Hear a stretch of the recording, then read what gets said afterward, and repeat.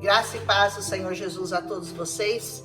Quarta tentativa de gravar Oséias 5. Oséias 5 deve estar com algum impedimento no reino espiritual para ser gravado. O Senhor está preocupado com esse capítulo e cada vez que eu gravo ele fica um pouquinho diferente.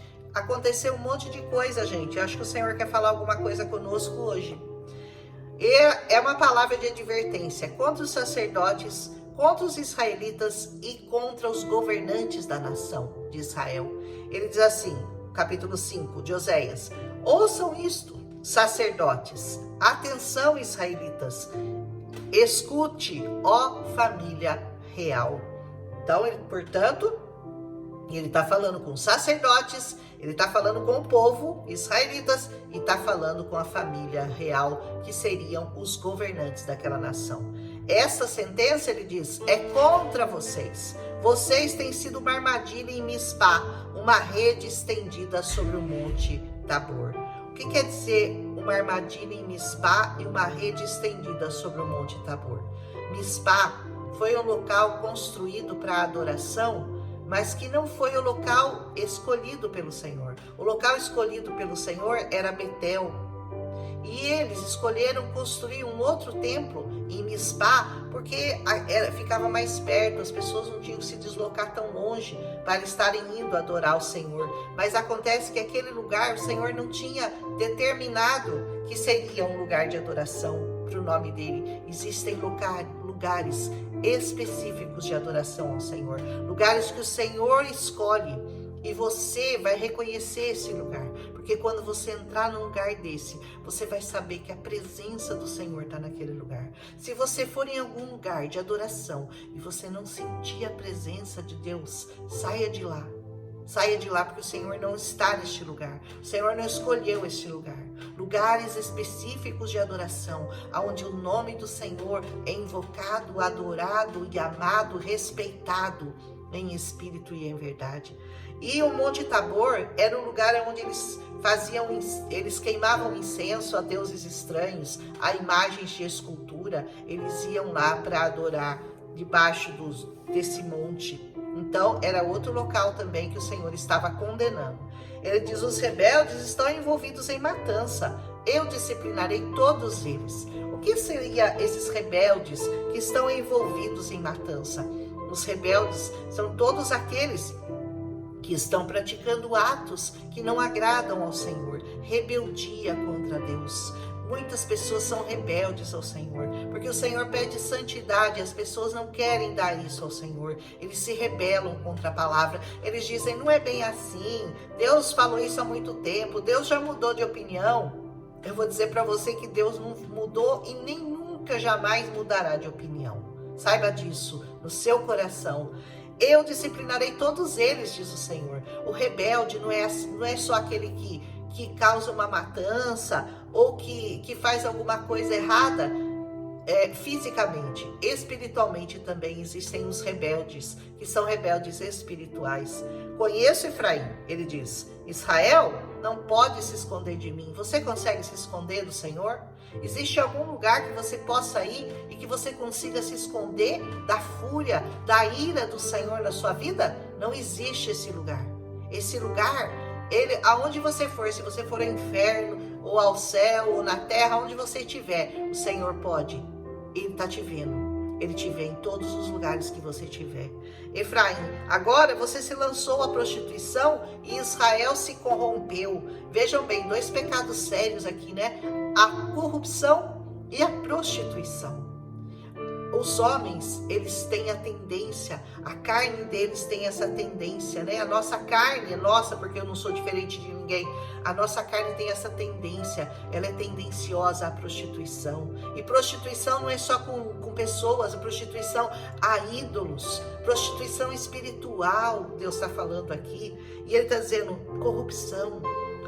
É o que mais a gente ouve falar hoje em dia, né? Os homens se corrompem por causa do poder, por causa da fama. O homem adora ser famoso. É uma necessidade humana. E só o Senhor, só o Espírito Santo de Deus é que pode revestir toda essa maldade que está aí dentro de nós, com o Espírito Santo de Deus, e retirar de nós todos esses sentimentos que o Senhor abomina, que o Senhor rejeita, que o Senhor não quer que estejam em nossos corações. Amém? Suas ações não lhes permitem voltar para o seu Deus. Olha que coisa séria. Você se corrompeu tanto, seu coração ficou tão corrompido que você não consegue mais achar o caminho de volta para o Senhor. Está muito longe. O orgulho, a soberba, a arrogância cresceram tanto no seu coração que você não consegue mais achar o caminho da humilhação, o caminho do arrependimento, o caminho da vergonha, do seu pecado. Você tem que se envergonhar dos pecados que você cometeu contra o Senhor. E quando isso não vem ao seu coração, é porque você se afastou tanto que o Senhor não consegue mais se aproximar. Você não consegue mais se aproximar do Senhor. E ele diz, o espírito de prostituição está no coração deles. Não reconhecem mais ao Senhor. Espírito de prostituição. Você sabia que a prostituição é um espírito? Essa necessidade que o homem tem de adulterar, de pecar, de fazer sexo ilícito, lascívia, sexo fora do casamento, tudo isso é um espírito imundo que o Senhor quer eliminar do nosso coração. E ele diz assim, a arrogância de Israel testifica contra eles. Eu não falei para vocês que o nosso coração se torna soberbo, se torna arrogante? Esse foi o pecado de Satanás. Foi com esse pecado que Satanás foi lançado na terra. Por causa da arrogância, ele se achou igual a Deus, ele quis ser igual a Deus, ele ousou pensar em ser igual ao Altíssimo. E se eu vou me levar nos mais altos céus e também você como ele, o coração do homem tem tendência a isso, a decretar a independência de Deus, a achar que ele pode viver longe do Senhor, quando ele não pode, porque você é só pó, você não é nada, você é só um verme, você não é nada. Entenda isso, você é só pó. Veio do pó da terra, vai voltar para o pó da terra. E se você, nesse período, entre vir do pó da terra e voltar do pó da terra, se você não reconhecer ao Senhor, nesse meio tempo que você está nesse corpo carnal, mortal e podre, você não vai voltar para onde você veio. De onde você veio, lá do Senhor. Você não volta para lá, porque o Senhor vai fazer uma seleção, porque o Senhor vai reconhecer os que são dele, aqueles corações que não se corromperam, ou que pelo menos buscaram não se corromper, ou que pelo menos buscaram compreender o Senhor, amar o Senhor, se arrepender e reconhecer que ele é podre. Nós temos que reconhecer isso, que nós sem o Senhor somos podres, podridão, é soberba, é arrogância. É esse espírito imundo que está sobre a nossa vida, mas que o Senhor, com seu sangue, pode nos livrar, pode nos guardar, pode nos proteger dele, pode nos limpar desse espírito imundo, em nome de Jesus. Continuando, quando eles forem buscar o Senhor com todos os seus rebanhos, com todo o seu gado, não o encontrarão. Ele se afastou deles. Aí não adianta você chegar diante do Senhor com seus bens, com seu dinheiro, que aqui ele está falando, com todo o seu rebanho, com todo o seu gado. Ele está dando tudo para chegar de novo no Senhor. Ele está dando tudo que ele tem. Eu vou levar tudo que eu tenho na presença do Senhor para poder resgatar a presença dele em mim. Porque sem a presença do Senhor, nós ficamos deprimidos, oprimidos, possuídos, espiritualmente falando. Então, essa necessidade que o homem tem de estar perto do Senhor e que nada consegue suprir, nessa hora o Senhor vai dizer, você vai vir me buscar com tudo que você tem de mais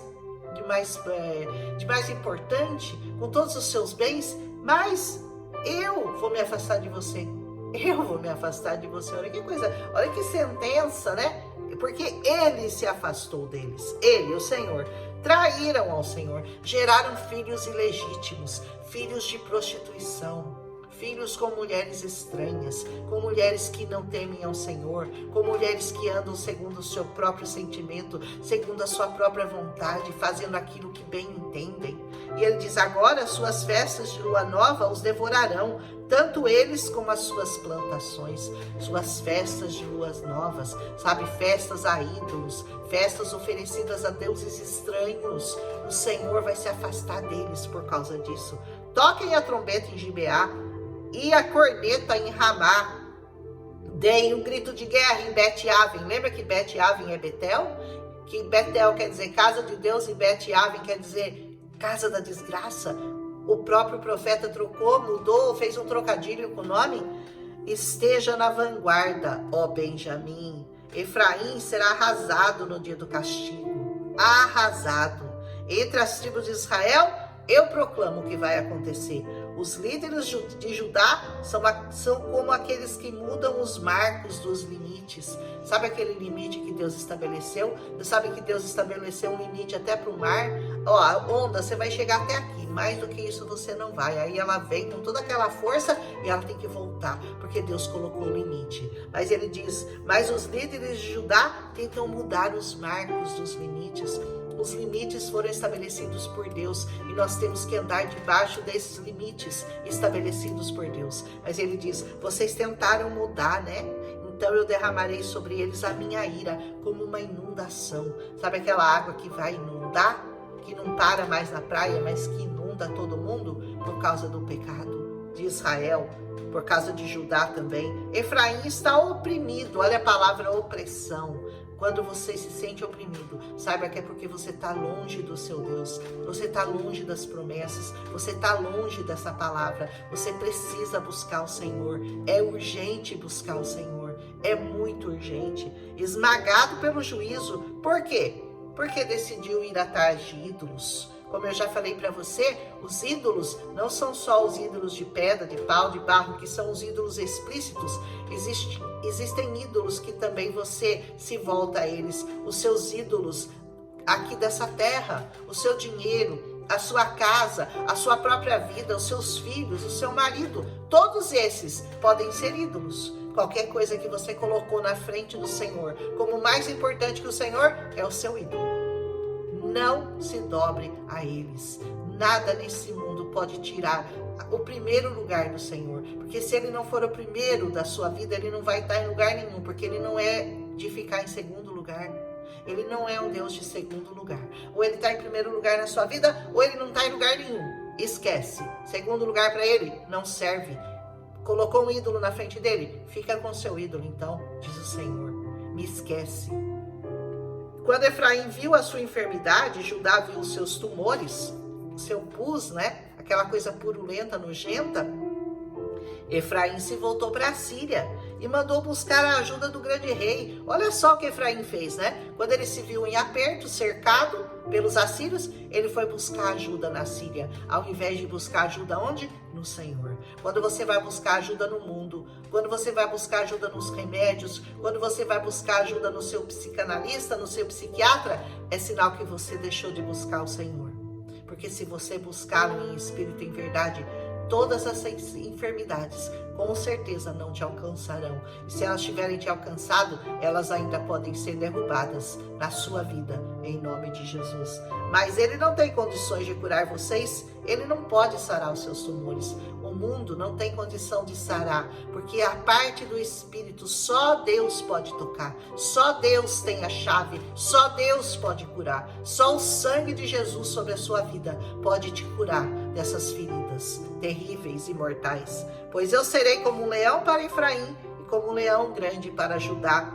Eu os despedaçarei e eu irei embora. Eu os levarei sem que ninguém possa livrá-los. Sabe um leão quando pega a presa e leva embora? Ninguém pode te ajudar. Se o Senhor pegar você, esquece. Você está na boca do leão, você não tem como escapar. E como que você quer estar na presença do Senhor? Como alguém que se dobra, como alguém que o reconhece, como alguém que o ama, como alguém que ele, como leão, vai te defender e não te levar como presa. Ele é o seu leão, ele é o leão da tribo de Judá, mas ele pode ser leão de dois jeitos. Ele pode ser o leão para te levar como presa e ele pode ser o leão para lutar contra os seus inimigos.